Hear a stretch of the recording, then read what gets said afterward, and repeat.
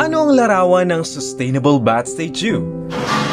For me, for Batangas State University,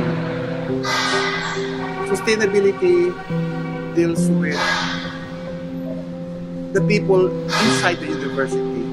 Ang ating environment is well good enough.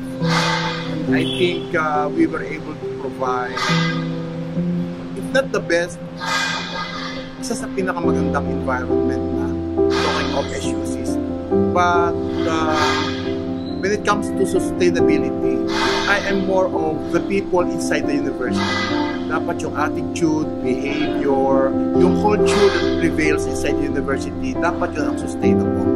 And for me, that is very, very important. Ang larawan ng isang sustainable bat state ay may sapat na pananalapi na magugugol sa mga gawain at programa ng ating universidad.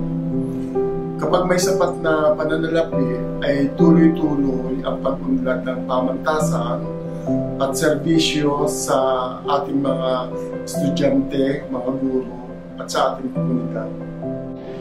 Masasalamin ang larawan ng sustainable development sa Pasig State University.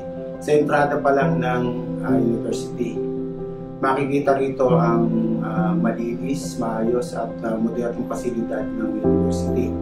May reflection nito ng isang magandang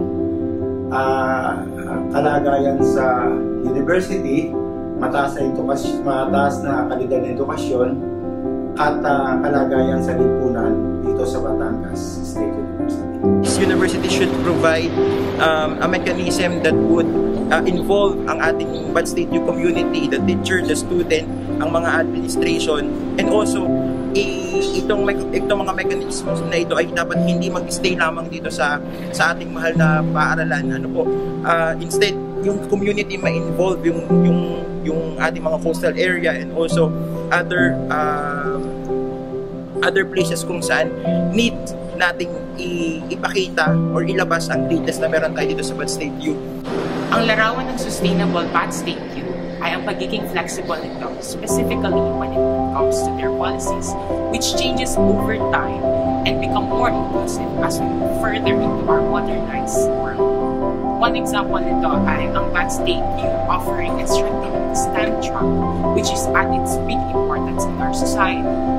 With this, we are sustaining quality education as well as we are preserving leaders in our society for our future generations. Ang pagiging sustainable ng Bat State U ay wala sa kamay ng iilang tao lamang. Ito ay pananagutan ng bawat miyembro ng pamantasan. Halina't pagsama-samahan nating ito'y pagyamanin.